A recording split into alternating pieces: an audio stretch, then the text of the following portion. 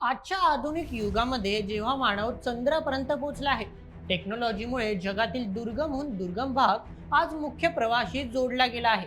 ग्रामीण भागात देखील वीज आणि इंटरनेट यांसारख्या सुविधा उपलब्ध होत आहेत.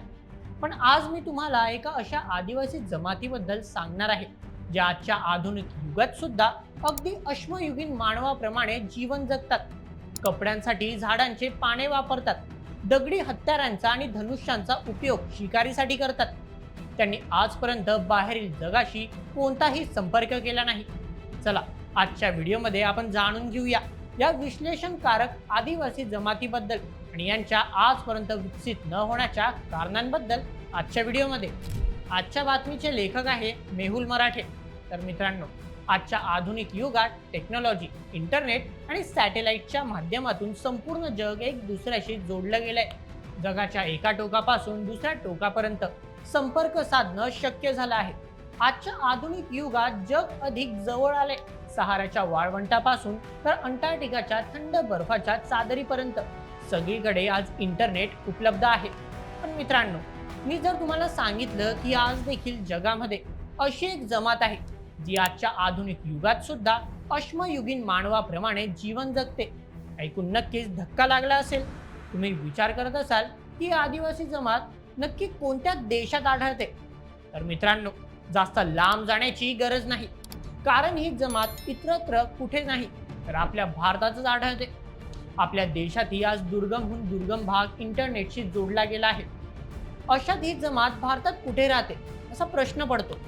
तर मित्रांनो, ही लोक भारताच्या मुख्य भूमीत नाही तर मुख्य भूमीपासून लांब असलेल्या अंदमान निकोबार द्वीप समूहातील एका दुर्गम बेटावर राहतात. भारताच्या दक्षिणेला हिंदी महासागरात अंदमान निकोबार द्वीप समूह स्थित आहे.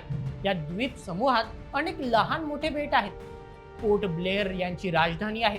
भारत सरकारने अंदमानसह पोर्ट ब्लेअर क्षेत्रात प्रगती केली आहे. मात्र या द्वीप समूहातील अनेक बेटे अशी आहेत जी आज देखील दुर्गम आहेत. यामधीलच एक बेट आहे नॉर्थ सेंटिनल्स आयलँड. या बेटावर राहणाऱ्या लोकांनी आजपर्यंत बाहेरील जगाशी कोणताही संपर्क साधलेला नाही.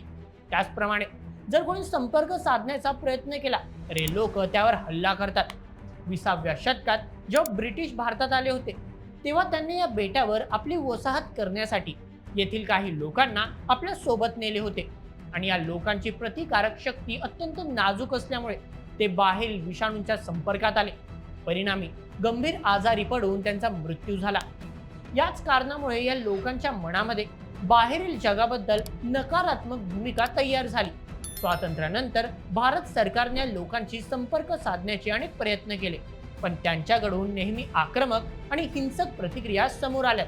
अनेक वेळा भारत सरकारने या लोकांसाठी भेटवस्तू जसे की नारळ, फळे, खाद्यपदार्थ आणि जिवंत प्राणी पाठवले होते, पण या लोकांनी कधीही कोणत्याही भेटवस्तूचा स्वीकार केला नाही.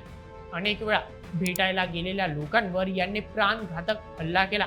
यामुळे भारत सरकारने या बेटावर कोणत्याही पर्यटकी जहाजास जाण्यास बंदी घातली आहे. 2018 मध्ये अमेरिकेतील एक 24 वर्षीय युवक अवैधरित्या या बेटावर पोहोचला. त्याचे उद्दिष्ट या लोकांना ख्रिश्चन धर्मात परिवर्तित करण्याचे होते.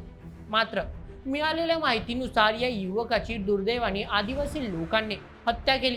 या घटनेनंतर भारत सरकारने या बेटावर कोणालाही जाण्यास सक्त बंदी घातली आहे. मित्रांनो, या आदिवासी जमातीचा विचित्र वागण्याबद्दल तुम्हाला काय वाटते? ही लोक कधी बाहेरील जगाशी संपर्क साधू शकतील का?